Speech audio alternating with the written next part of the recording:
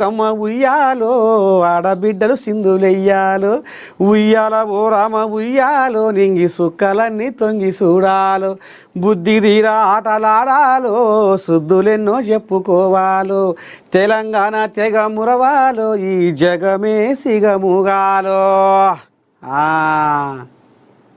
ఈ రకంగా ఆడబిడ్డలు ఇక మరి సప్పట్ల మోతలతోటి గలగల గలగల గాజుల సప్పట్ల మోతలతోటి ఇక మరి దద్దరిల్లే తెలంగాణలో దద్దరిల్లే పండుగ బతుకమ్మ పండుగ, ఆడబిడ్డల పండుగ.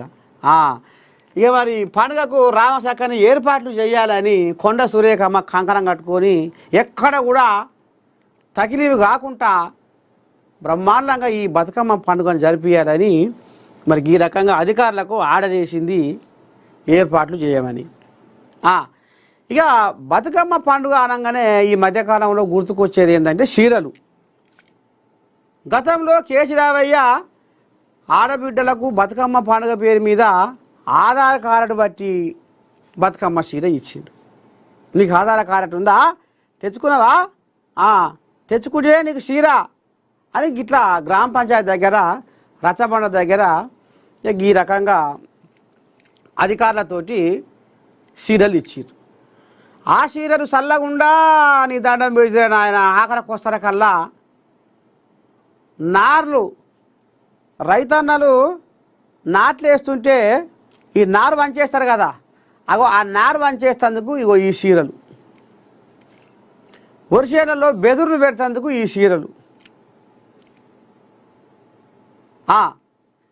లేకపోతే ఇక ఎవరన్నా గిట్నే సంచార జీవులు వాళ్ళు వీళ్ళు అడుక్కుంటానికి వస్తారు కదా కొంతమంది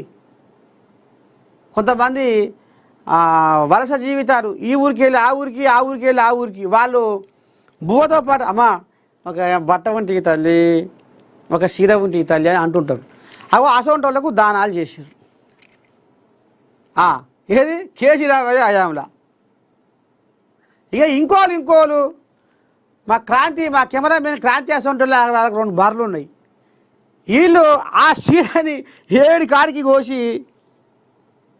ఎందుకంటే అది పిపిరి అయ్యి మొత్తం ఇట్లా లేచినట్టు దారం పూసలు కనపడ్డట్టు అంతా ఇదవుతుంది కదా, దాన్ని మంచిగా ఇంతిని తెలుపు కోసి మంచిగా ఒడిపెట్టి తాళ్ళు వేని బర్రెలను కూడా కట్టేసారు. అగో గాడికి వచ్చింది ఈ బతుకమ్మ చీరల కథ. ఇప్పుడు కాంగ్రెస్ సర్కారు వచ్చినాక రేవంత్ అయ్య 2 చీరలు ఇద్దామని చూస్తున్నారట. చీరలు 2 అట. ఇక దానికి కూడా మరి ఏదో మహిళా సంఘంలో ఉంటేనే కథ అంటున్నారట.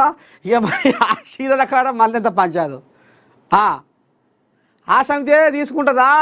ఆ మహిళా సంఘం ఉంటేనే చీర మేము కావా ఆడబిడ్డలము, మాకు ఉండదా, మాకు కట్టుకోవాలని ఉండదా, మాకు చీర కట్టుకోవాలని బమ్మ ఉండదా అని మళ్ళీ ఇన్ని పంచాయతీలో కానీ మహిళా సంఘంలో ఉన్న వాళ్ళకే అని అంటున్నారు. చూడాలి మరి ఎట్టయిద్దో.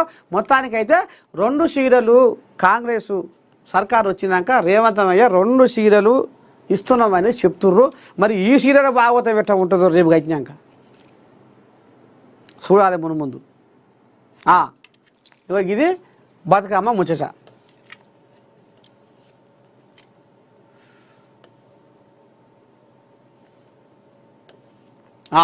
ఇంకేముంది అయవన వార్త?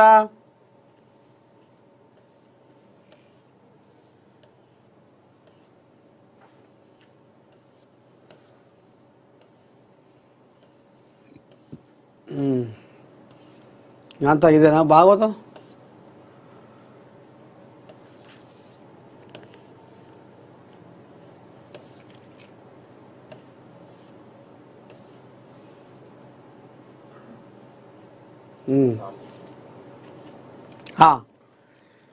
ప్రజాసేవా భవన్ ఆవరణలో ప్రజాపాలన దినోత్సవ సంబరాలు.